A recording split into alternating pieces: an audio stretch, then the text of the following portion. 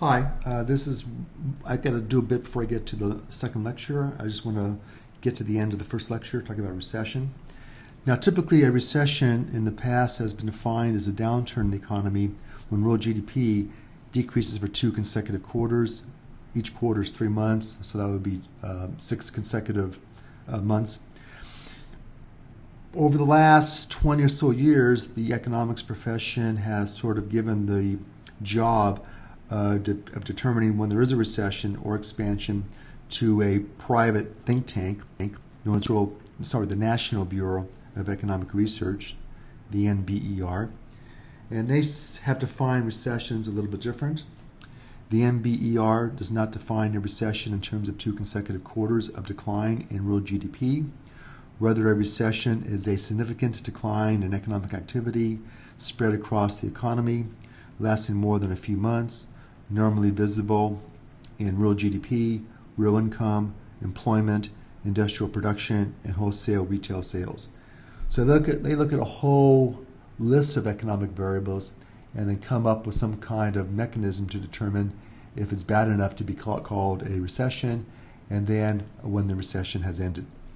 And so in February of 2020, the National Bureau of Economic Research said that the U.S. economy had officially entered a recession.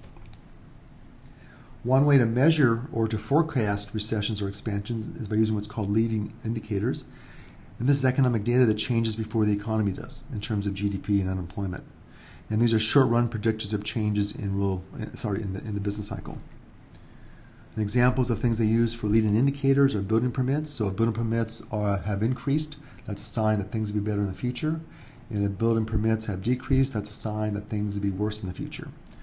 The S&P 500, that's the Standard & Poor's stock index of 500 large companies in America. A new jobless claims, that's when people initially file for unemployment benefits, and so forth.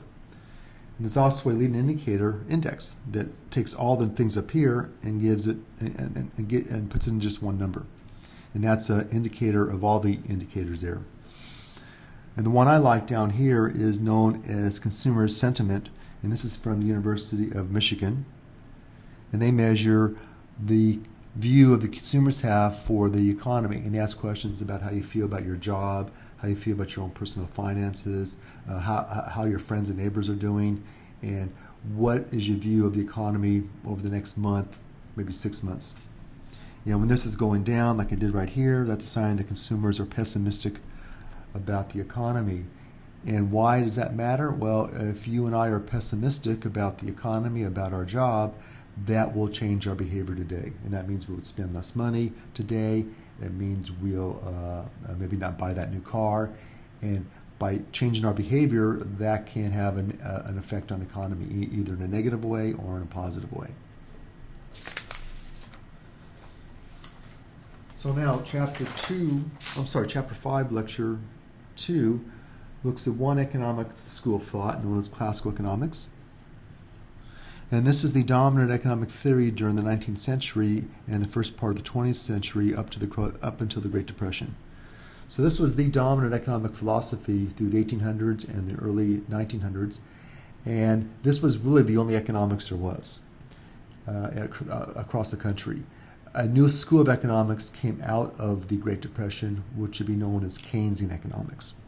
But prior to the 1930s, this is pretty much it. You can say it's founded by a Scottish political economist. You may have heard about him, Adam Smith. He wrote a very famous book called The Wealth of Nations, published back in a famous year, 1776. And he argued that the market mechanism was an effective and efficient method in the allocation of resources, and that the government should allow the market mechanism to control the economy.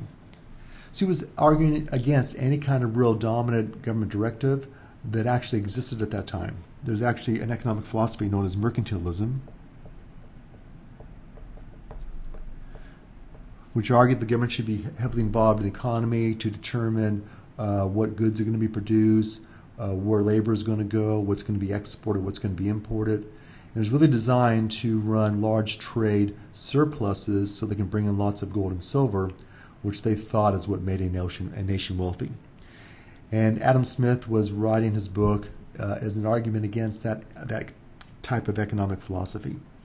He said that the government should not determine how things are to be made or what's going to be made, but really it should be left up to the market themselves. So the market mechanism should run the economy, and the use of market prices and sales are signals to desired outputs for resource allocation.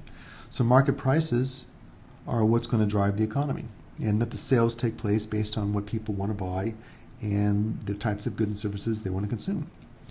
And it's all driven by self-interest, which is the motivation device, and this is what get things done in the economy. So self-interest is the main reason why a market system is effective and efficient, according to Adam Smith. The individual, by pursuing activities which benefit oneself, will also promote welfare of society. And what does he mean by that? Well, there's a famous quote right here.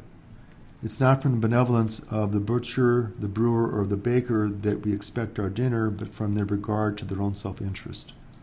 So what is he saying there? He's saying that you get your dinner not because the butcher, the brewer, or the baker like you so much.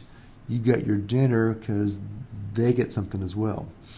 And so if you walk into a supermarket today, they don't have all those nice things for you because they think you're a great person.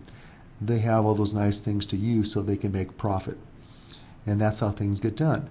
Is that evil? I would say no. I walk into a supermarket and they have lots of great things there for me, and I have no problem with them making profit, paying their workers, paying for their rent, and paying the shareholders who took a risk by putting money into the corporation. And so self-interest, again, is the motivation of how we get things done. But self-interest can be extreme. You can have very greedy people who can have price gouging, can monopolize, can have shoddy service, things like that. And Adam Smith said, well, there is a balance in there, and that is brought through competition. So competition is sort of the policing of the market activity. If you charge way too high prices, then if there's competition, consumers can go somewhere else. If you have shoddy goods, consumers don't have to buy your goods. They can go somewhere else where there's high quality goods. And so you get this nice natural order out of this apparent economic chaos by competitive market forces. And it kind of balances things out. So if profits are high, well, that's a sign that we like this item, that people are willing to pay more for it, and therefore more resources would flow into it. And that's good because that would increase the amount of production. So production will increase as resources flow in, which is what we want because we like this stuff. And if profits are low, that means we don't like it as much. Businesses leave, production decreases, and resources flow out. And that's what we saw in Chapter 3 with surpluses and shortages. Up here, we have a surplus. Sorry. Up here we have a shortage where we want to have lots of this stuff, and therefore prices will rise, make it more profitable, and that would move resources into it. Down here we have too much of this stuff, and that would be a surplus, and so prices would come down, and then production would decrease.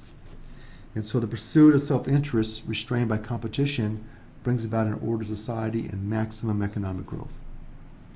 And he argued all this leads to an efficient allocation of resources at the microeconomic market level. Now the question is, what about at the macro level? Are there problems at the macro level? And classical economics said there are potential problems, but again, markets can take care of these problems. Can a nation suffer through periods of long unemployment? They would say no. Because, why not? Because there's competition in the labor market. So the labor market will make sure that we don't have any long-term problem with unemployment. And so we have, here's the supply and demand.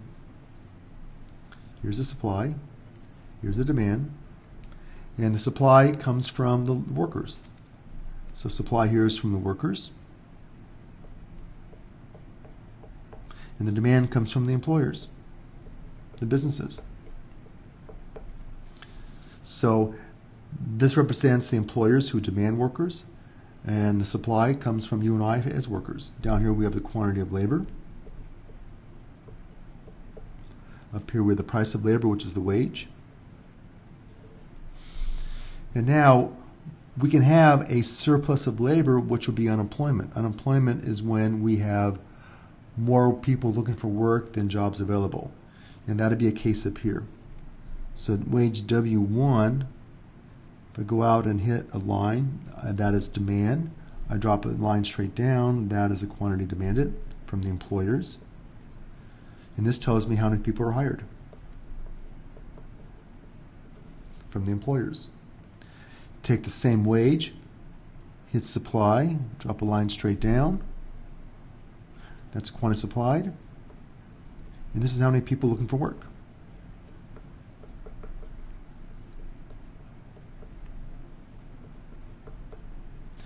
We have this number of people looking for work, much more than the amount hired.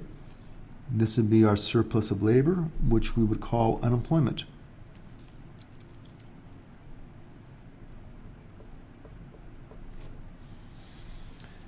Now the problem is a serious one. We have a lot of people who cannot find work, but the classical view is that we'll leave it alone and the solution will be done through the market activity itself. We allow the wage to come down. Who brings the wage down? Competition among the workers. A lot of workers can't find work at this wage up here. They're willing to offer their labor at a lower wage to get hired. As that happens, we find that the employers will hire more people according to this theory. That right there, moving down to the right along demand, means more people being hired this way. At the same time, some people drop out of the labor market, which is fine, that's their choice. And the quantity supply moves this way until we reach equilibrium right there.